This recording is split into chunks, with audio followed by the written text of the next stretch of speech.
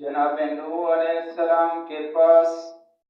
جب موت کا فرشتہ آ پہنچا، موت کے فرشتے نے جناب نوح علیہ السلام سے عرض کیا، یا اطول الانبیاء کیف وجدت الدنیا، اے انبیاء کرام میں سب سے لمبی زندگی والے، اے انبیاء کرام میں سب سے زیادہ دنیا میں رہنے والے، اے دنیا میں 2240 سال زندگی گزارنے والے نوح، تمہیں دنیا کو کیسے پایا؟ تمہیں دنیا کی حقیقت کو کیسے پایا؟ تو جناب نوح علیہ السلام نے جواب ارشاد فرمایا،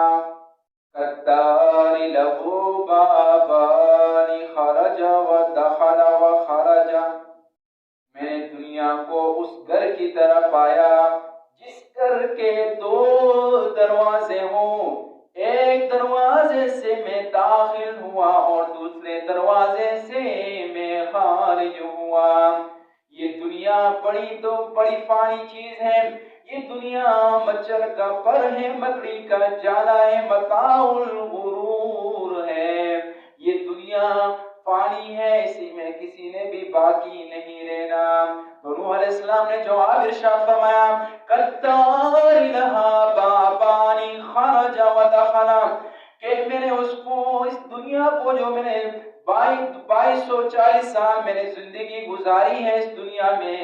یہ اس گھر کی طرح ہے جس گھر کے 2 دروازے ہوں، ایک دروازے سے میں داخل ہوا، وہ میرے دنیا میں آنے کا وقت تھا، اور دوسرے دروازے سے میں نکل گیا۔ داخل ہونے اور نکلنے کے درمیان کا جو وقت ہے، مختصر وقت میں نے گزارا، مجھے اس وقت کا پتہ ہی نہیں۔